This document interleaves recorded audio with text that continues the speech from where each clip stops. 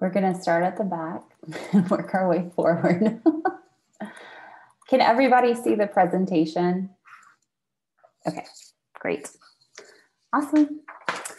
So I'm going to read my notes while I work through this, and I'm going to start off in a second with an exercise, and I will ask just some rhetorical questions. If you want to answer and say something out loud, you're more than welcome to.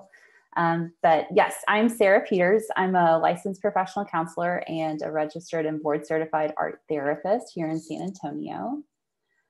And a little bit about me, I got my BFA in studio art from the University of Texas at Austin, my master's in art therapy from George Washington University. After graduate school, spent a few years as a fine arts instructor and department chair for a private school here in town.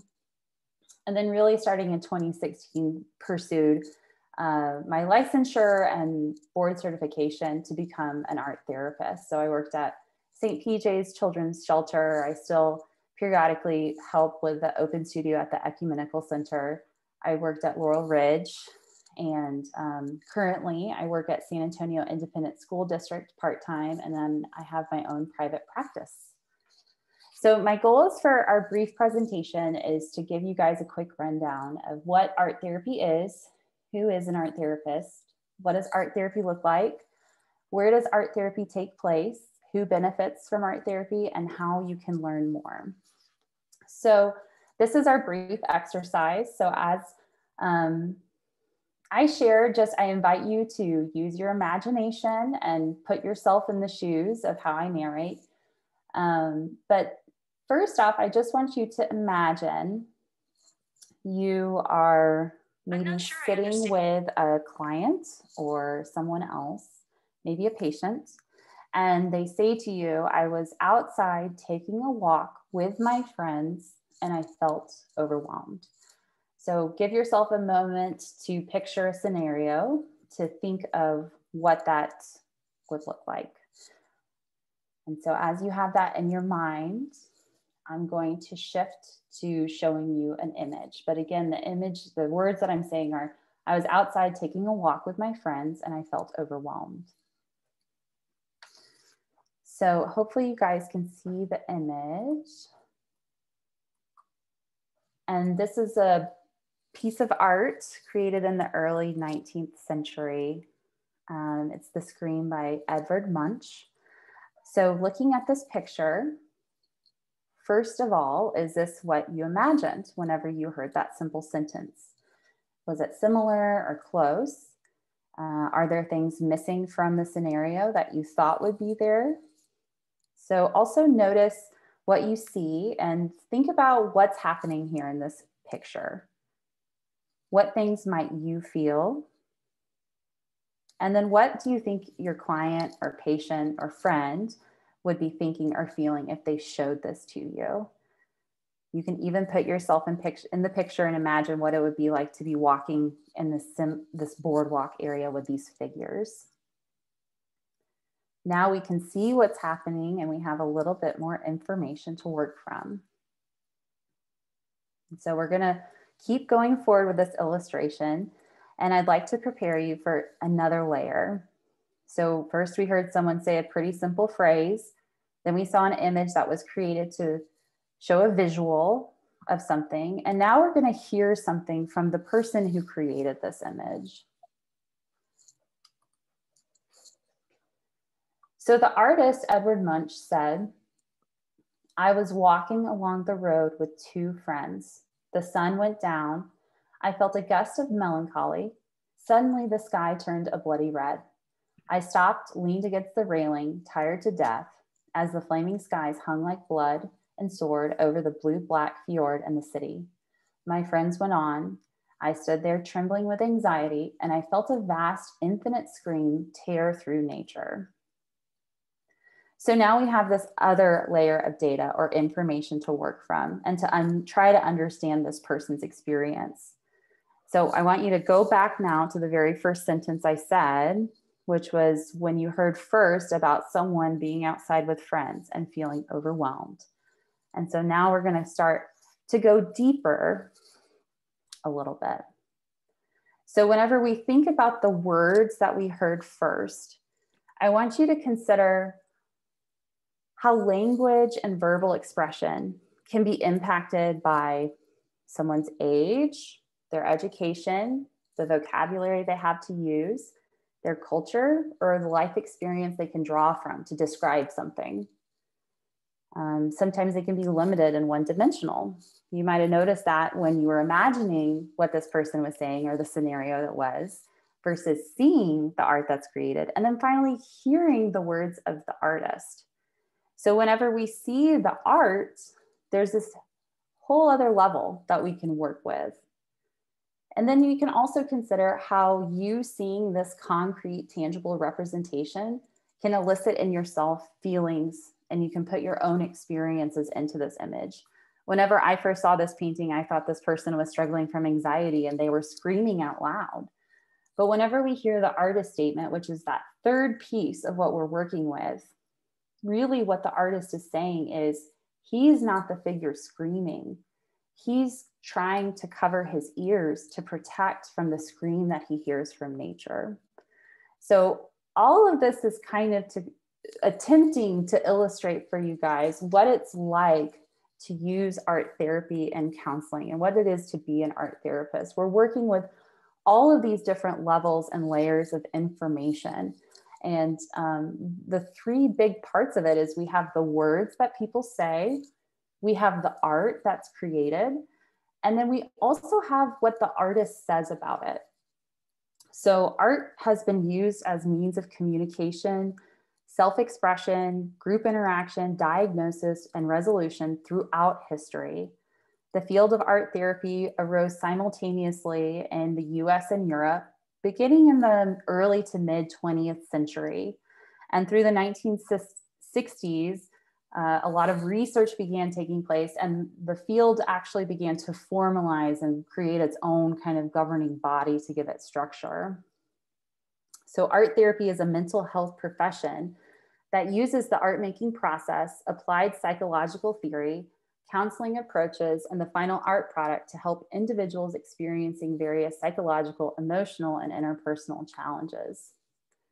So who is an art therapist? An art therapist is someone who has a master's degree in art therapy and counseling. It can vary based on the program, but it needs to be an accredited program that conforms to the Art Therapy Credentialing Board's expectations for what an art therapy education is.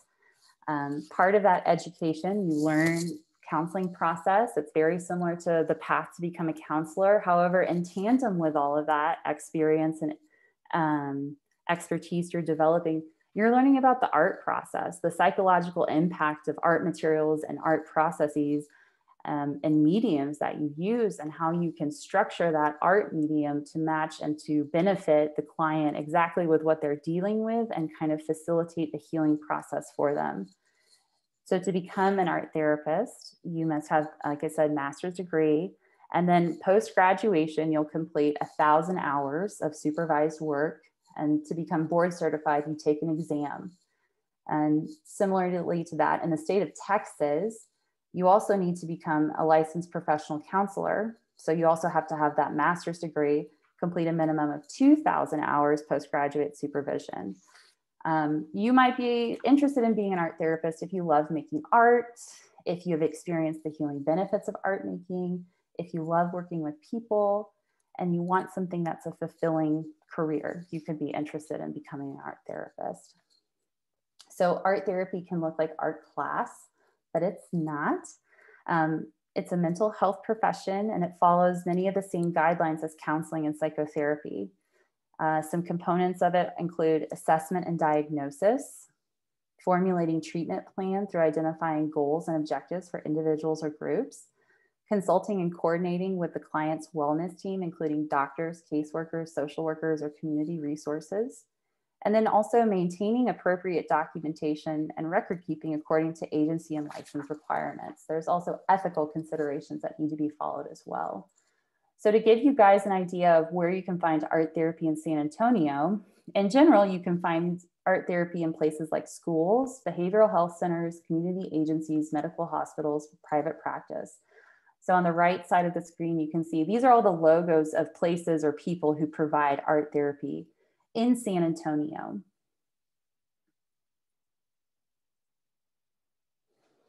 And then to wrap it up, who can benefit from art therapy? Well, I'm totally biased being an art therapist, but I think everyone can benefit from art therapy.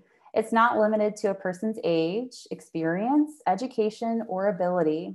Research has supported that art therapy can be particularly beneficial for people who have experienced trauma, who may have PTSD, overcoming symptoms of depression and anxiety. It can increase functioning for people who may struggle with psychosis, and individuals who may have communication or sensory processing issues, because art making is experiential. A lot of that can be addressed with those who have difficulty communicating verbally and who have sensory processing things going on. And to underline that, any individual who is interested in seeking emotional, creative, and sometimes spiritual growth can benefit from art therapy. One of the things I really love about it as well is just the fact that it can be easily integrated into creating a culturally responsive practice. Visual art making and mark making exists in a vast array of cultures from all over the world.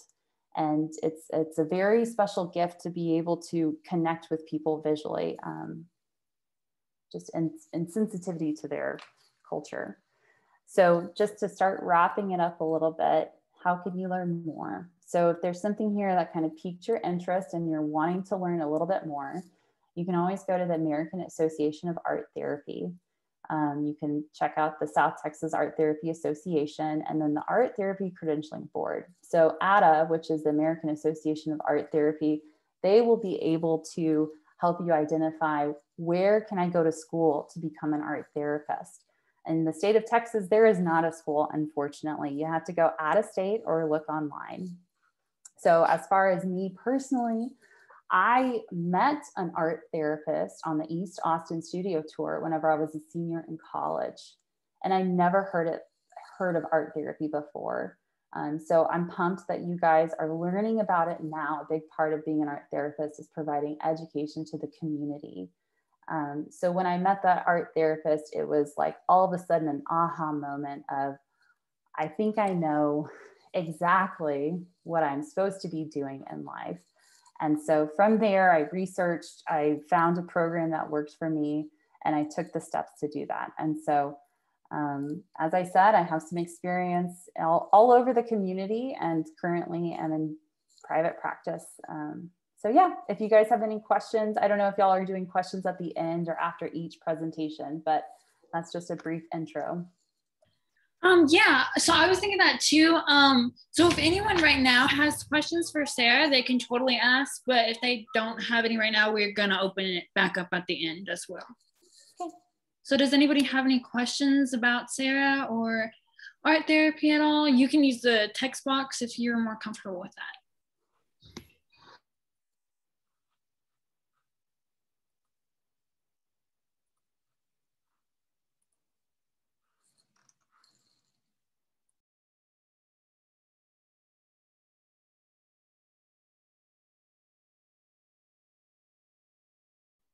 I have a quick question. Can you guys hear me?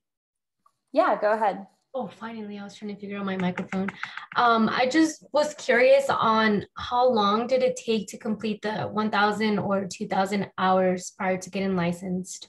Sure. So whenever you graduate, you have your master's degree. That means you're eligible to pursue your licensure, depending on who your supervisor is. If you have a supervisor who is both a licensed professional counselor and a board certified art therapist, those hours can be done in tandem. 2,000 hours equates to about 18 months of 40 hours a week work. So because I had a supervisor in town who was both an art therapist and a licensed professional counselor, I was able to complete my internship, my clinical internship, in about 2 years, a little less than 2 years. If, however, you cannot find an art therapy supervisor, those things will have to be done separately. And again, depending on the state where you're deciding to work, like say in the state of Texas, those are the rules. If you were to move to California, each state has their own set of rules, which can kind of be tricky, but it's also a good thing to keep in mind as you guys go out into the world. Cool. So prior to graduation, or do you start to apply like before you graduate to these clinical internships? You can absolutely do that. What a lot of people do is they find the place that they want to work, live there, and then they start applying for jobs. So essentially you should have a paid clinical internship. Laurel Ridge Treatment Center was where I did the bulk of my hours. And so I worked with them and they paid me. Some places will want you to do that work for free. However, at this point in your education that you are a licensed professional counseling associate, I think is what it's called now, you should be paid, although you may not be paid as much as if you were fully licensed. Oh, I see how it works. Okay. Thank you so much for answering my questions. Of course. I actually have one question. So you mentioned that art therapy is really for like anyone. Do you see like a common trend of like the people that are coming in? For private practice? Yeah. So a lot of time, the people that I work with who come to me in private practice, they may have not ever been in counseling before and are feeling nervous about encountering that process. But they really love art and they know that they visually express themselves effectively. So that can be the thing that brings them into the door of a counselor's office. As far as like things that are going on in their lives, it's a variety. So some people are struggling with mood disorders. Some people are struggling with trauma. Some people are struggling with just adjusting to life's changes. So it really just depends as far as, what their particular needs are. However, I would say I do get a lot of people, it's either their first time entering into therapy or they have been in therapy before and are curious to try a different approach. Sometimes art therapy can be recommended, as any other experiential therapy is like sometimes in talk therapy, you'll get to a point and be like, I don't know if I can go any further. Well, that's when it's the best time to try play therapy, art therapy, music therapy, dance movement, because you're enacting a totally different part of your brain. So that is another kind of group of people I see too. Alejandra, did you want to ask another question? Because I could send you Sarah's contact info too, if you want to. Yes, if you guys want a copy of the presentation, Elena, I'll make sure you have it and you can send out my contact information for everybody. Yeah, if you can answer one more question. Of course, go ahead. In there, I was just curious. You said you have your own private practice, and so you do your private one part-time, and then the other part you do Laurel Ridge. You said San Antonio Independent School District. So I was just curious as far as like the business part of it goes. Like, if you're a licensed professional counselor, you can open your own practice, right? Yes, that's right. Okay, yeah, and I want to clarify that because I think Haide might say this too for music therapy. In the state of Texas, actually it might be different for music therapy, but she'll clarify. In the state of Texas, in order to be in private practice and say that you are an art therapist, you must also be a licensed professional counselor. In other states, you can just be a board certified registered art therapist and do that. However, as a licensed professional counselor, you can accept insurance. And so that is one of the things that helps people be able to practice or to get involved with counseling. Insurance is sometimes a really important piece because not everyone can afford private pay. So does that help answer it a little bit, Alejandra? Yes, thank you Great. so much for adding the insurance part. Yeah.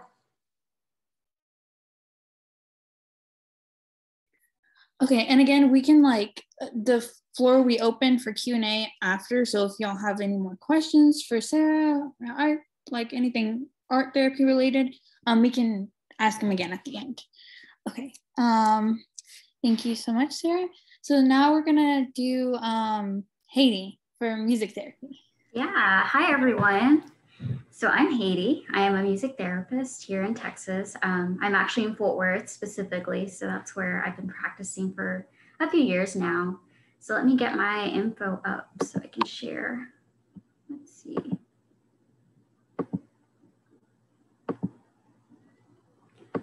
Okay, so I'm a board certified music therapist. I have been working for about 4 years now doing music therapy primarily. And I actually started off doing my internship for counseling as well. So I'm also going into that area, that field right now too. Let's just get into it. What is music therapy?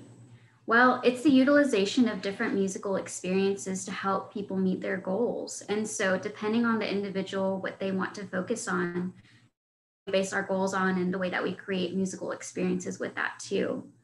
And so as far as some of the goals, they might include like physical goals. So like if an individual is needing to learn how to walk again, if they're in the hospital, if they have paralysis on one side of their body, maybe that's a way that they'll start to work on those skills, and social skills as well.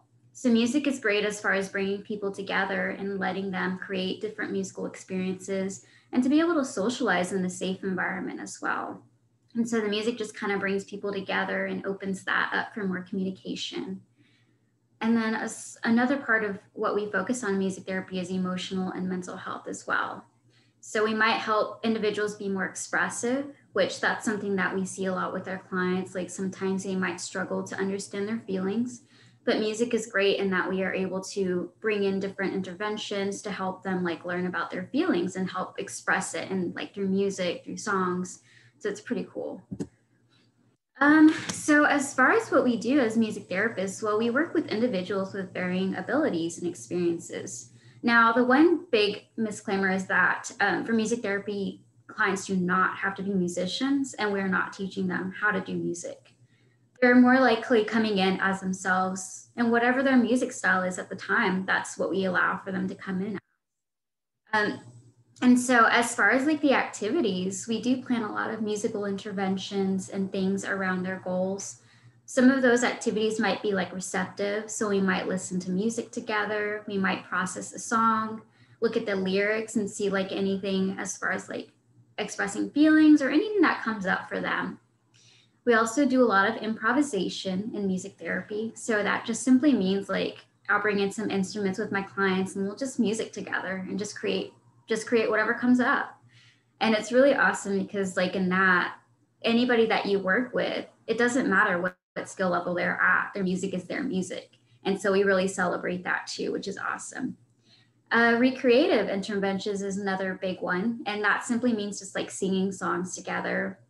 It's great whenever for our clients, we always try to encourage their music. And so whatever their preference is as far as genres, that's what we focus on versus like me bringing in my own type of music. Because I mean, I really want to focus more on my client and their needs and where they're at. Composition is also a big one that we do. So we might create songs together. And what's so great about all of these like different interventions is you really get to meet your client where they're at. So like I have quite a few, well, I'll go a little more into my own experience, but I have quite a few students that actually are nonverbal primarily. And so it's great because I get to meet them where they're at and allow them to recreate music on their own without having to vocalize or verbalize in that way. And then even like using devices too with composition. So there's a lot of ways that you can adapt these experiences to meet your client's needs and where they're at. And the primary thing that we do is we really just share our music with others and allow ourselves to create that with them, to create that relationship too, because that's so important to therapy.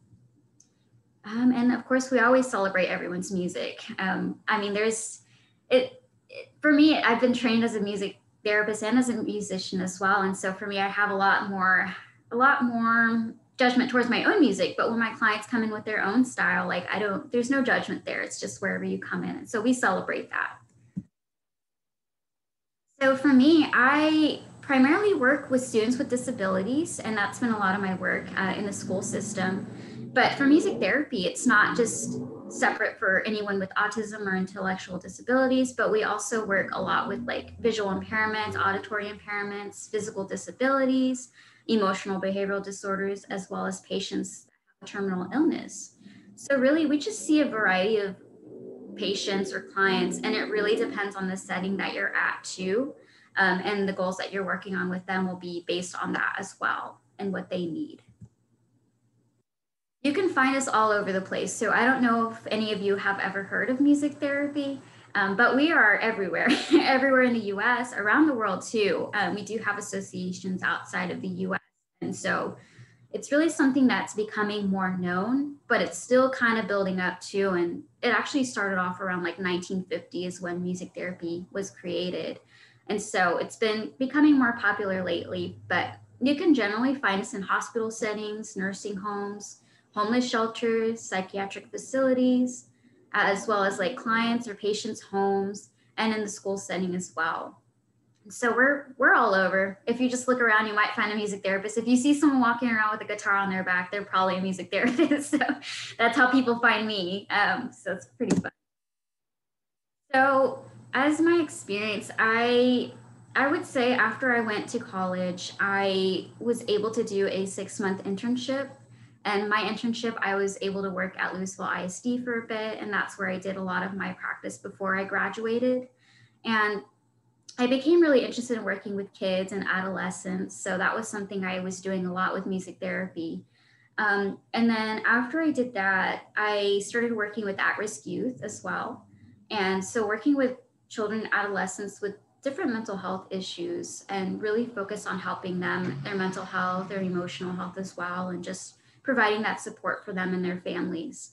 And for that work, I was primarily going in their homes and just creating music with them and bringing in my own interventions and consulting a lot with the family as well as all the other treatment members as well to help us reach the goals for our clients. After I did that, I went off and worked full-time in the school district that I'm at now at Fort Worth ISD. And I've been doing that for about 4 years now. So a lot of my work has been working with students with disabilities. And we in the school system, the way that it works is we work in the special education classrooms, and that's where our students come from. So we work a lot with them, and we get to work on like focusing on their IEP goals. So with that, I just bring in like different music interventions to help them meet their academic goals and anything focused around that as well. So after I did my music therapy, I've been working for a few years, and I became interested in doing counseling as well with that. And so we have quite a few music therapists that are dual trained, but it's not a requirement here in Texas as far as getting an LPC, but it's something that I wanted to do just so I could have counseling skills on top of my music therapy skills too. So in order to become a music therapist, there is a process. I have many individuals that assume like, oh, music therapy, you're just a musician and then you come in and that's your title, but that's not how it works with music therapy. We actually do need to be certified to be able to do that in any state of the US. It looks different for every state, but in Texas, it's board certified equivalent to that. So before you become a music therapist, well, it is suggested that you're a musician firsthand, so you at least know how to play one instrument. And so for me, I started off playing the flute, and that was all that I did. Never sang in my life ever until I got into college and how to do it.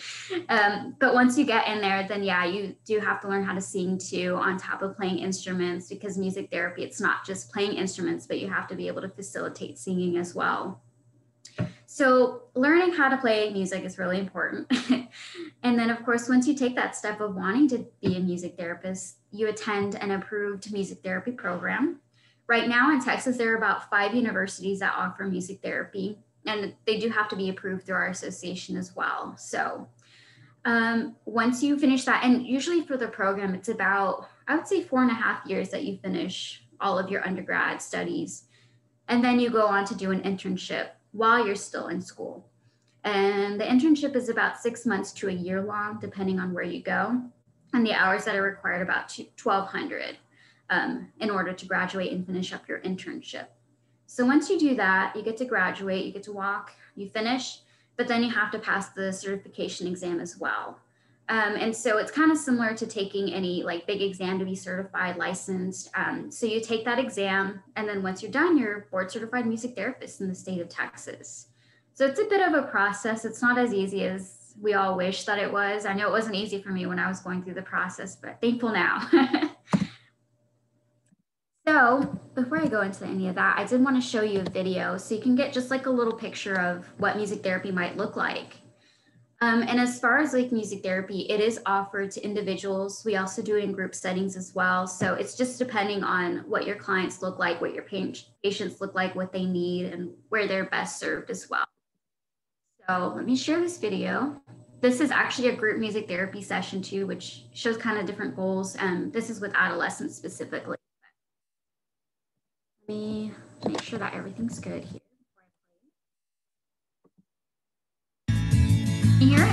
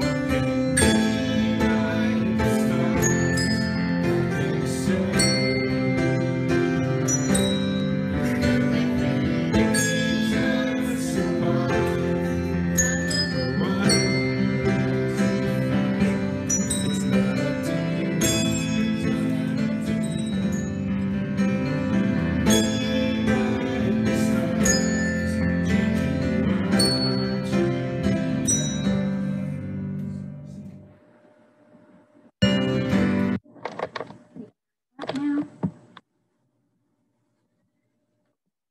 Okay, so that's just an example of like a music therapy session that might happen in a group setting, but it can look very different depending on who you're working with. And we do work with individuals, as I mentioned as well, so it looks different depending on what you're working on. So I did provide resources too, and I'm also going to email this to you as well so you can send it to everyone. And I'll include my contact information, which is on the next, so that's my email. But these different resources, so the AMTA website or the American Music Therapy Association website, it has all of the information if you're interested in learning more about music therapy. There's also some fact sheets on there as well. If you have any more questions on it, you can also ask me too, of course. And then there's also, if you go on this link that I provided, there's an option to look at all the schools that provide music therapy program services. Go through as well. And then music therapy in the media. So in that link, you'll find like articles about music therapy, different ways that it's been used that can help you just learn a little more about like where you can find us and things that we might do. So that is my contact information. Let me stop sharing. Guys have any questions, concerns, suggestions, anything at all? Like I'm pretty open, so. I had a quick question. Yeah. So I was wondering, I know you mentioned that the program you said was 4.5 years. So did you get your undergraduate in music therapy, and are there any master's programs for that? Yes. Oh, good question. So yes, as far as music therapy, the way that it works in Texas, bachelor's degree is required. In some states, master's is required, but not in Texas. So in order to get your degree in music therapy, it does have to be specific to like a music therapy program. So you can't just go into music and then call yourself a music therapist. Like you have to actually do a degree in music therapy. And for me, I earned my bachelor's of arts in music therapy. And that was through Texas Women's University in Denton, and that's where I went. And it's funny because I'm actually going there right now for my counseling program, but we have a dual program. So I'm actually in the counseling and the music therapy program for the master's degree as well. So that's kind of cool that we do that here, but not a lot of schools offer that right now that I know of. But yeah, we have plenty of, like most of our music therapists, they just have their bachelor's degree. But people like me that are more ambitious, like we go farther than that, we go for our master's degree. And so that's what I did. But yes, thanks for that question. Okay, thank you.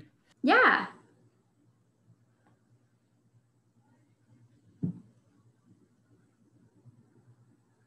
Does anybody have any other questions? Because I know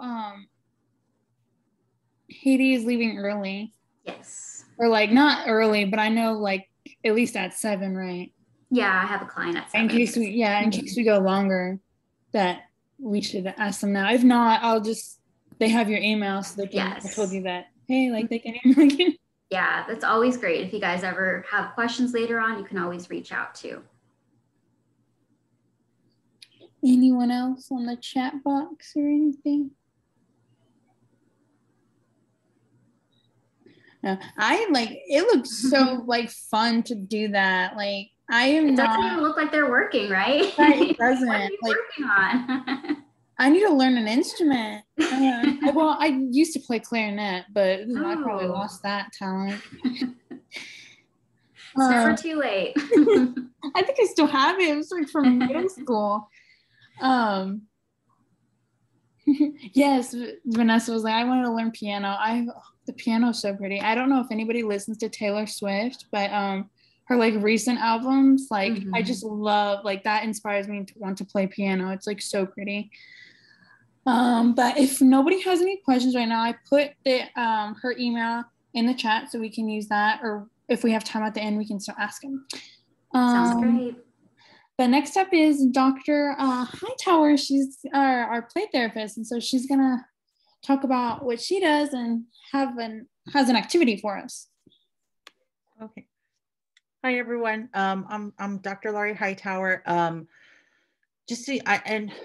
don't have PowerPoints because I started making PowerPoints and I felt like, okay, this is I'm getting too like professory. And so I decided to kind of go with the flow, and if y'all have questions, feel free to jump in. And so I thought I'd make it just more conversational than like formal and like, hey, I'm up here on my platform. Anyway, just to kind of give you some background about me, if you're curious. So my bachelor's degree is in psychology from UTSA. And so I'm UTSA alum. And I have a master's degree in marriage and family therapy. And I also have my doctorate in marriage and family therapy. And both of those are from St. Mary's University here local in San Antonio. Unfortunately, they don't have that program anymore, but what they do have is they have, I believe, community mental health. So there's that. My licensing that I hold, and I have quite a bit of alphabet soup at the end of my name. Aside from the doctorate, I have licensing as a licensed marriage and family therapist at the supervisor level. I hold licensure as a licensed professional counselor at the supervisor level. I am a national certified counselor. I am a AAMFT approved supervisor. And last but not least, I'm a registered play therapist supervisor. So I have all this lovely alphabet soup at the end. And if anybody has questions over any of that, please feel free to ask me. It's a whole heck of a lot. But basically, I'm here to talk to you about my play therapy piece. So play therapy is basically, one would think, working with kids playing, but it does kind of parlay into working with teens and adults too. And there are many steps with play that you can kind of translate into work with an older population. But I'll kind of start at the beginning. So play therapy, the way it developed was it was about the late 1950s, 1960s. Psychologists and therapists and all of your mental health professionals started realizing your average 5-year-old, 6-year-old, 10-year-old, they don't have the capability of sitting and talking to you and just giving you information in a therapy setting. It's very hard to get them to communicate and to interact in that way. So they started really looking at play and examining play. And basically the bottom line with play therapy is, and what it is it sees the play of the child as their natural language. And by that, what I mean is you'll see, I'll work with a child and I'll see them, they'll play with a dollhouse, for example. And I've got tons of families, multi-ethnic families, things like that in the dollhouse, so that way they can represent what it is that's going on with their life, and that way they feel connection with it. And what you'll see sometimes is I'll see kids who will reenact what's going on at home. And they'll start representing the fights that are going on at home, or if something good happened, they'll reenact the good stuff that went on at home with their toys. So you see a lot of symbolism in their play, and they'll even start talking about, oh yeah, so I was at school today, and you know, someone called me a dummy, and they'll play it out with the dolls. And then it really opens a pathway, not just for dialogue, but for their self-expression. And so they really get to have an outlet for what's going on in them, with them internally. And so through that, they're able to really kind of dialogue and let you know, like, hey, this is what's going on. I actually had a play client that finished about 2 minutes before we started. And so I left my room in the state of play, so that way you could kind of get an idea of what my room looks like, because I'm in the office. So you can kind of get an idea of what it looks like. So I'm going to pan so that way you can kind of see. So down here is usually where the adults go, but he popped up the play tent. He was playing that he was camping, and so there's food on the floor there. He was taking it into the tent and really kind of just kind of going at it, and he was pretending he was a cook and that he was cooking in his home, which was the tent. And he was passing me the food outside of the tent and saying, okay, well, you're my customer, here, eat the food. And so this is sort of the part of the disarray that happens with play therapy. This is my play area in my room. And so I have a kitchen area way in the back. I have a chalkboard for them. This is a grocery store right here towards the front. And they love the grocery store. And so the bins along the wall all are full of toys. So that way they have the experience of playing with toys. And on top is the dollhouse, and I have to take that big sucker down when they want to play because it's huge. But with play therapy, what you do is you want to have an array of tools for them to utilize in the session. And I do what is called, my preferred theory for play therapy is called non-directive. And so with non-directive, what we do is we let the kids play. We don't tell them play this or play that. It's sort of, we introduce them to the room. This is our play area. In here, you can play with anything you like in the manner you like. And so while they're playing, I'm observing their play, but also I'm reflecting. And so when I reflect, I tell them things like, oh, I see that you are really upset with that doll. Or I see, if they're playing dolls and they're angry, I'll say, oh, they're in an argument right now. It looks like they're really angry at each other.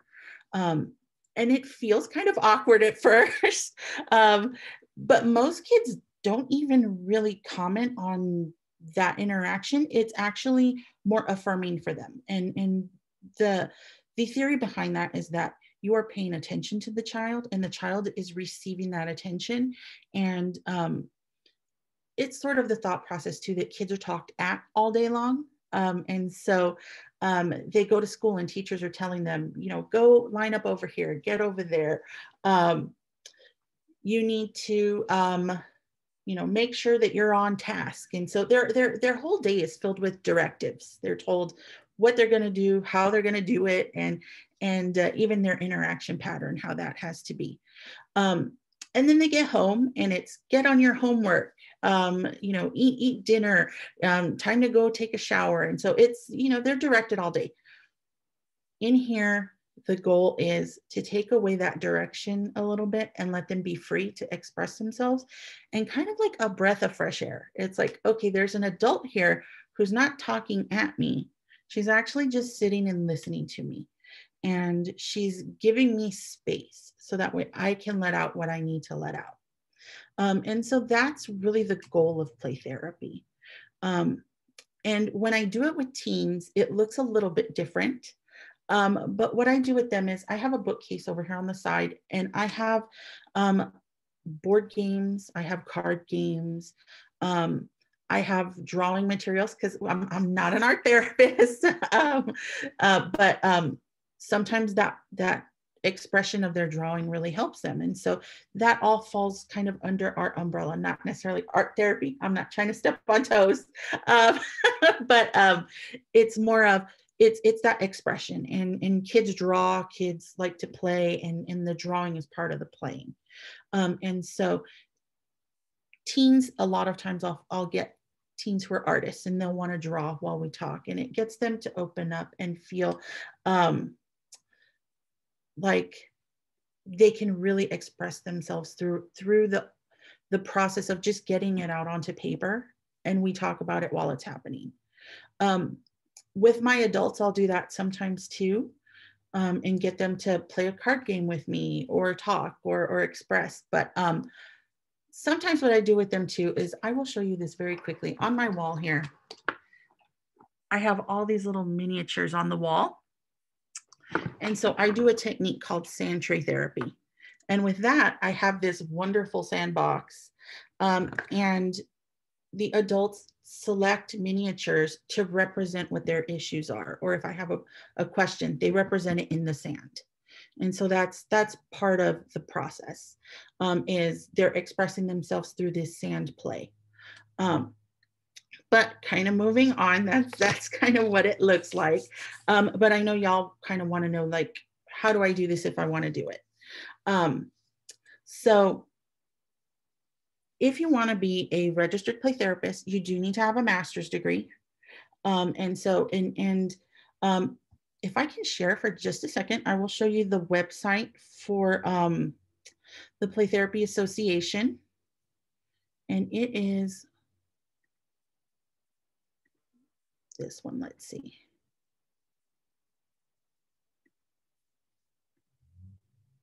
Can y'all see that okay? Okay, so this is our professional organization. It's the Association for Play Therapy. And they are an international association. So they do all of the credentialing for play therapy worldwide. And when you go here, you can look, and here's all the info on credentialing if you wanted to do that. Their website is really simple. It's a4pt.org. So if y'all wanted to check it out, feel free. But you have to have a master's degree, and it's a master's degree in either marriage and family therapy, counseling, psychology, social work, or if someone goes to medical school and becomes a psychiatrist, they're eligible as well. And so it is open to those who are going into the mental health field at the master's degree level or the MD level per se. And with that, the way you become credentialed is, to get your credential, you need to be fully licensed. So I'm a marriage and family therapist and a licensed professional counselor. Once I achieved full licensure on those, I was eligible to then apply for my play therapy credential, because I had also, and I'll go into the other play therapy necessities as well, but with the play therapy credential, what you're doing is, you're working on your licensure hours for whatever state approved license you're going for, whether it's LPC, MFT, social work, psychology, you need that. But on top of that, you're working on your play therapy credentials as well while you're doing that. And so what that looks like is, you need 150 hours of continuing education that's specific to play therapy.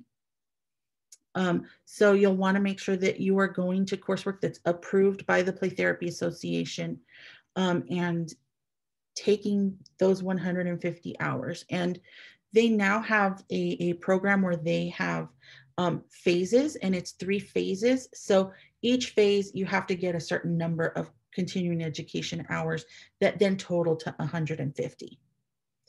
Then on top of that, you'll need a minimum of 350 hours of play therapy specific client contact. So working with kids in a play therapy way. And so you'll accrue 350 hours of that. And that's also over 3 phases, and there are specific numbers on that. And I don't want to overwhelm you with too many numbers. So I won't say like phase 1 is this, phase 2 is that. Just know it's a ball and they broke it down. And it's on the website. So if y'all want, I can send y'all the link too. So just let me know. And then on top of the direct client contact hours, you also have to have a registered play therapist supervisor overseeing your work with your clients who are your play therapy clients. And with those, you'll need 35 supervision hours. And so what some of my supervisees do, because I am a supervisor for all of my licenses. So our licenses are graduated. So we have LMFT associate licensing, we have LPC associate licensing because it did just change. And I don't do social work, but there are social work hours they have to get as well. And so with the graduated licenses, both for the LPC and the LMFT, I know that it's a bundle of 3,000 hours, but half of those hours are directly working with clients, and the other half is like doing your paperwork hours and going to trainings and things like that. So you need to have someone supervising your work while you are doing those 3,000 hours to get your full license. And so I provide supervision for people. And so while they are working on those 3,000 hours, I allow them to also work on their hours for the play therapy credential. So they get to kind of double dip, if you would. So the hours count for all their licensing and for their credential. So then by the end, hopefully, once they complete all the requirements for their state license, whether it's LPC, MFT, what have you, the full license comes in, and then we're ready to do the paperwork so that way they can apply for their play therapy credential. So it's really nice if you can double dip like that. Some people go the old fashioned route and do all of their licensing stuff up front and then go and take care of all their credentialing for play therapy. But there are options. If you find a supervisor for play therapy out there, you can definitely see if they'll double dip it for you. But that's a lot of play therapy. And I know I have like 2 minutes left, but if y'all want to look at the activity that I had, sorry, I had a brain fart for a moment. If y'all want to look at the activity, I can show that to you. And it is more of like it's not an art therapy, I promise, because but it is drawing. And so this is something that I have my kiddos do sometimes, is we will work on this. Let's see, let me drag that up front.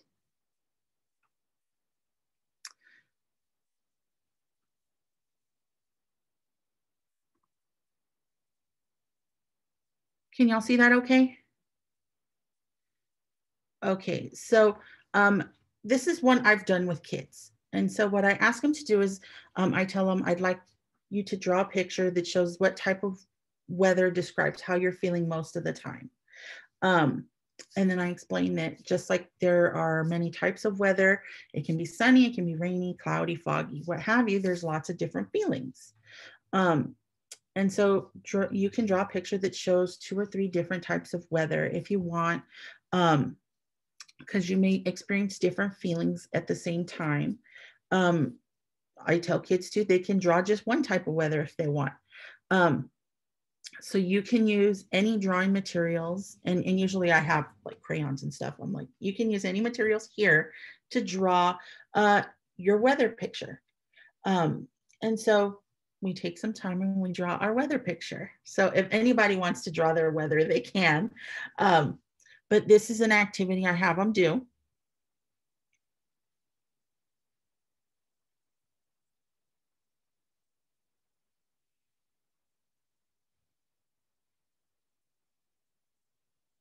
And if everybody's drawing weather, or if you're not drawing weather, that's fine. Let me see. So while they're doing it, I tell them there's no right or wrong way to draw.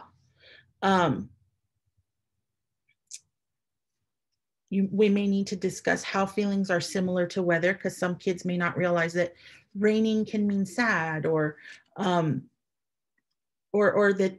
there is a connection maybe to weather and their feelings.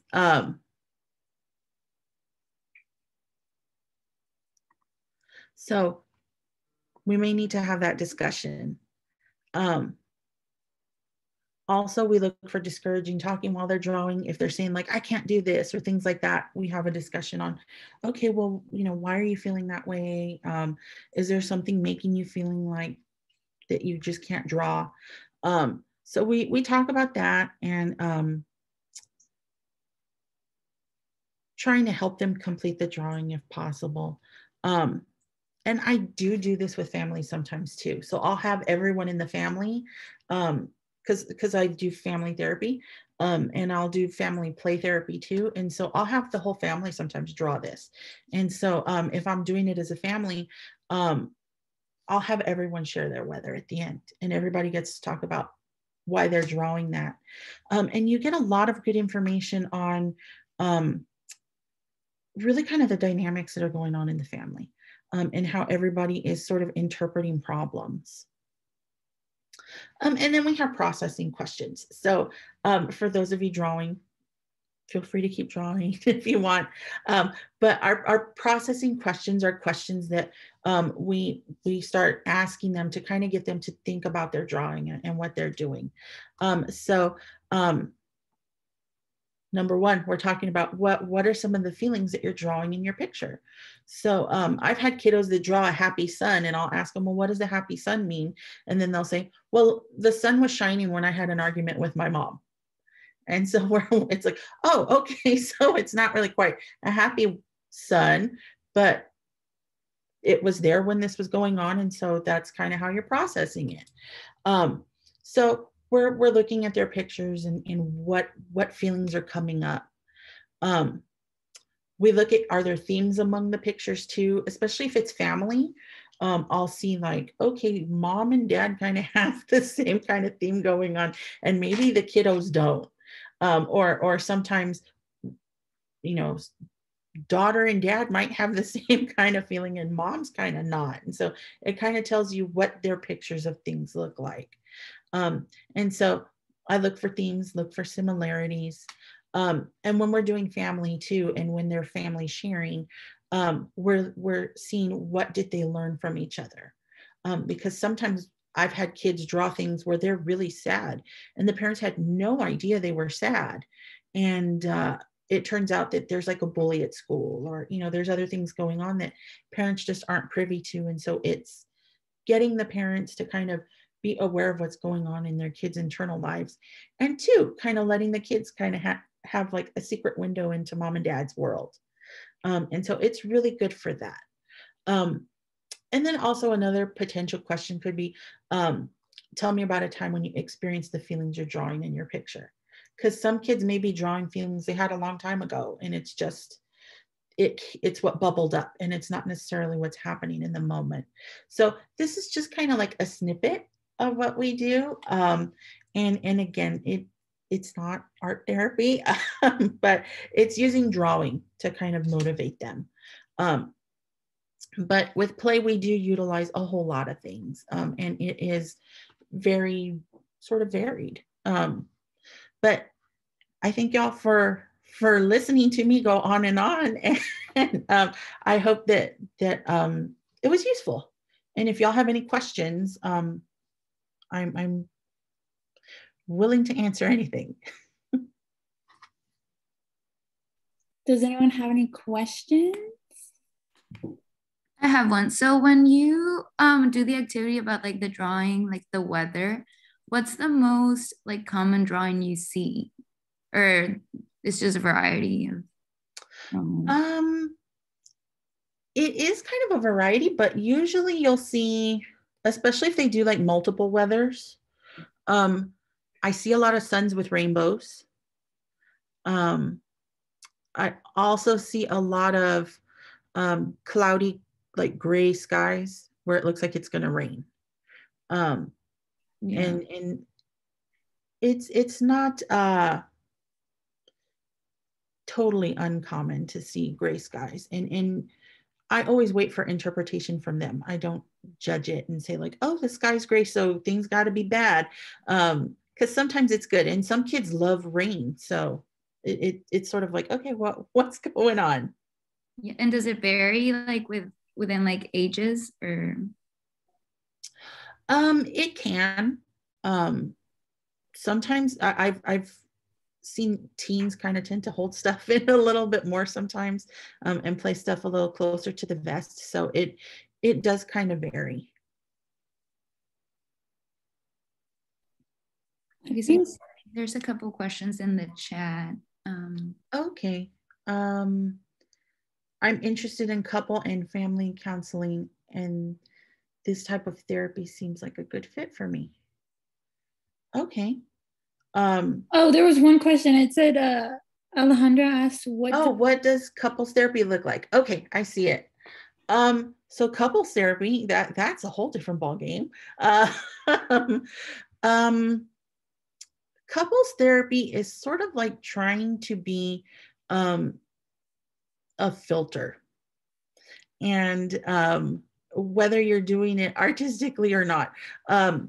So it's taking what's said and kind of reinterpreting in a way that hopefully the spouse will be able to understand. Because a lot of times what I've experienced working with all the couples I've worked with, it tends to be a communication issue. So you see a lot of misunderstanding, a lot of really sort of assigning judgment to things. I see a lot of crystal balling, people that say like, well, because you did this, that means that. And it's like, not necessarily. And so it is sort of trying to bring them back and listening to each other.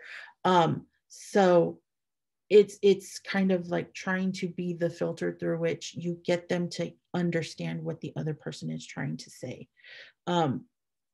That being said, it can get heated. I have kicked spouses out of the room before to get them to calm down. But it's a really interesting field. And it really, it keeps things active. It keeps you on your toes. It's really rewarding too when you start seeing couples that have been having issues and they're mending fences. They're really feeling like we're rewarding each other now, and we're starting to appreciate each other in a way that maybe we hadn't before, or maybe we had sort of fallen into a rut and now things are getting better. So it's really interesting. I'm trying to see anything. I'm looking at the chat on the side if there's anything else.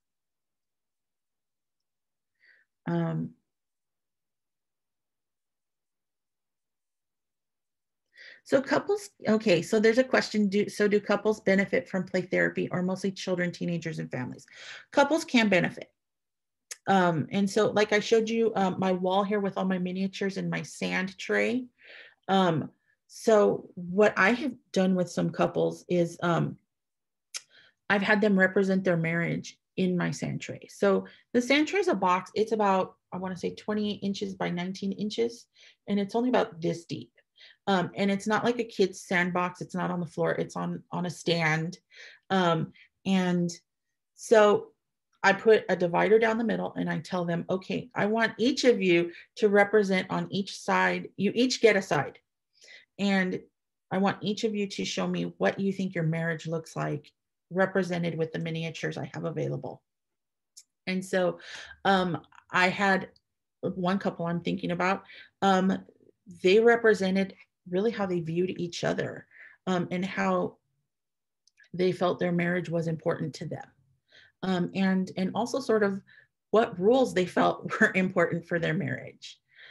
So then we discussed what they each had and why each thing was important in their world that they created in their sand tray. So then what we did was we kind of made a space in the middle. And so the two on the sides were their independent view. And so the middle, the space we cleared out was, okay, let's create a joint view of our marriage. What is it? What are the common goals we want in our marriage? And so it was taking what they had already put in their sand tray on the sides that were theirs and moving the important pieces into the middle so they could create what it was they felt their marriage should look like, and what it was that they felt jointly were important in their marriage that they saw in each other's trays. And so you can do it in that way. It's been very helpful to do that with my couples.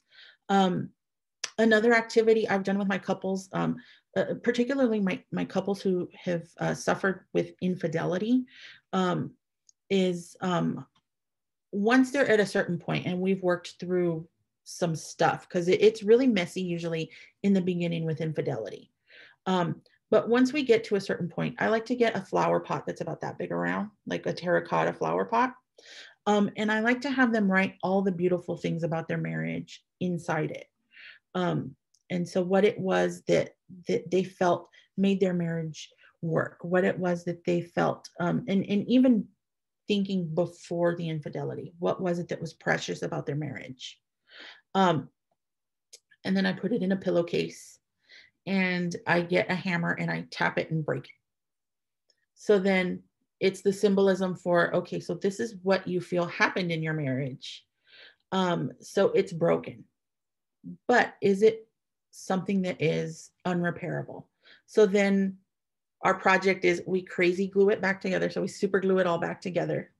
And I like to, I like the idea that the Japanese have of using the gold to kind of make the damage more beautiful, that it enhances it. So I get one of those craft markers that's like gold paint, and we go over the cracks. And once it's all glued back together, we trace all the cracks out and make it look really beautiful. And this is usually something that I've prepped for. So on hand, I also have a flower, and it's, you know, just like I'll go to H-E-B and buy like a nice little potted flower. And we will pot the flower so that way it's sort of like, so it's still beautiful. We've still got everything good inside it, despite the fact that there are cracks. And sometimes the cracks can bring about something beautiful. The imperfection can sometimes enhance things and make us sometimes stronger too, in a way. And so then I have them pot the plant together. And so that way something can grow out of the marriage, essentially. So it's a lot of symbolism, but it's also hands-on sort of play therapy in a way. And so that's another activity that I like to do with my couples to kind of keep them kind of on a positive track, because it's really easy to go negative with them sometimes. This could be for either Sara or Dr. Hightower, but Barbara asked, could one person do all three different therapies as a career? Like, I think if they want to get like licensed in all of them. You could. I think you'll spend a lot of time going down a lot of tracks, but you probably could. The thing to consider too when you're looking at that is there's an investment monetarily too. So it's nice to have everything, but it also costs you to have everything. So you need to kind of, you know, see what's important and see, like, if you want everything, is it something doable monetarily too? Yeah. And so my supervisor, when I was doing my ATRBC and LPC, she is a play therapist, registered play therapist and supervisor. You might know her, Dr. Hightower, Melissa Dilworth. She was my supervisor, but name rings a bell. Yeah. I mean, it's small communities, so it's like everyone kind of crosses paths, but she is amazingly board certified art therapist, registered play therapy supervisor, and she's also a certified sand tray teacher. So she does classes where you can learn how to do sand tray, like Dr. Hightower was talking about. But like she said, there is significant investment, because with each one of these certifications you pursue, you have to take into account continuing education is required to maintain all of these different certifications. So you know, in art therapy, to maintain my art therapy board certification credential, I think I have to have like 100 hours of CEUs every 5 years. And then on top of that, I have to do LPC. And so Dr. Hightower, you have to do all of yours too, I'm sure, but you have to like kind of set aside. So if you are a real go-getter and highly invested in significant continuing education, you could potentially do all three. I don't know if I would recommend that though either. I have a question. So like, I know that you get like, you know, your degree, whatever that's in, and then you get the licensure, but that requires taking tests. Like, I don't know if y'all are allowed to discuss it, but like, what tends to be like on like a play therapist test versus like an art therapist test? So I can speak for play therapy. We don't actually have an exam for play therapy. So play therapy is basically you go and get the 150 hours of continuing education. You get your, I think it's, 350 direct client contact hours. And you do your 35 hours of supervision. Oh, and I forgot to mention, with that 35 hours, 5 hours have to be directly observed by your supervisor. But you do all of those, and if you satisfy all of it, you do the paperwork and you get your credential. So there's no test for the play therapy credential. Could you link that information? I can't remember if you did. Let me do that real quick. Oh, I still have my PowerPoint up. Let me exit that. And Sarah, what about yours? So it's been a couple years, but on the board certification exam, it basically asks you questions from different, like, I think it's like 5 different sections of the field. So history and development of the field of art therapy, applied psychological and counseling theory with art therapy, questions about materials and processes, and then also ethical considerations and safety guidelines. And then it also gives you case studies. So like on the exam, they give you a case and history and background on the client. And then they ask you to select a course of action based on what you're learning from the case study. I don't know if you guys do that in undergrad yet, but. Does anybody else have any questions for them? I have a question. Yeah. Do you guys have any information on cinema therapy? Like using films to like as a form of therapy? I do not. Do you have some information or background that you could share with us? Well, I think it's like relatively new, but it's like basically working on a movie or like using a movie as a form of like working through emotions or like working through issues that you're having. That's awesome.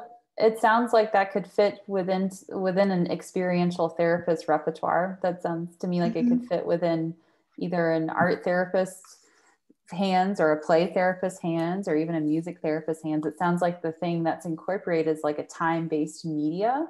So filmmaking is time-based art medium. So that's kind of how I would conceptualize it if it were a case I was working on. But that's very interesting, Ariana. I will have to look that up. That's new to me. Ariana, are you graduating like next semester? No, I'm a freshman right now.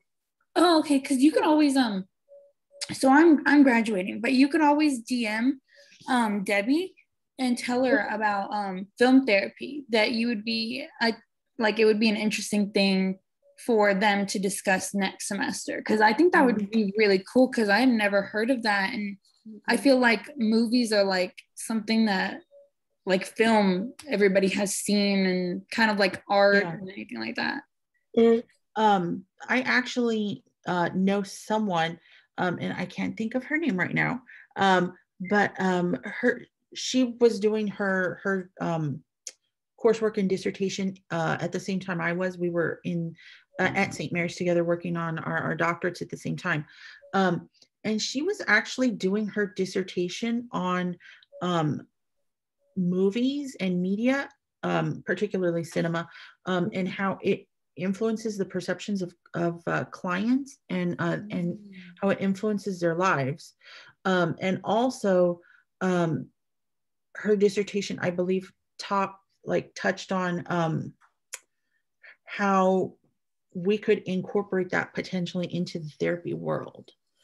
And so her perspective was having clients basically identify films that they felt kind of spoke to them, and then having them bring those clips into the session, and then using those sort of as an expressive medium to kind of speak for them in a way. Something that they maybe couldn't put words to, but they could say, see, this is what I'm going through. Mm-hmm. If you want to contact me, I can look up her name and maybe get it to you. If you want to maybe get in touch with her or see what she's maybe going into or has going. But that was her area of specialization. Yeah, that was. Thank you. Mm-hmm. Does anybody else have any questions? That was a really good one. Mm-hmm.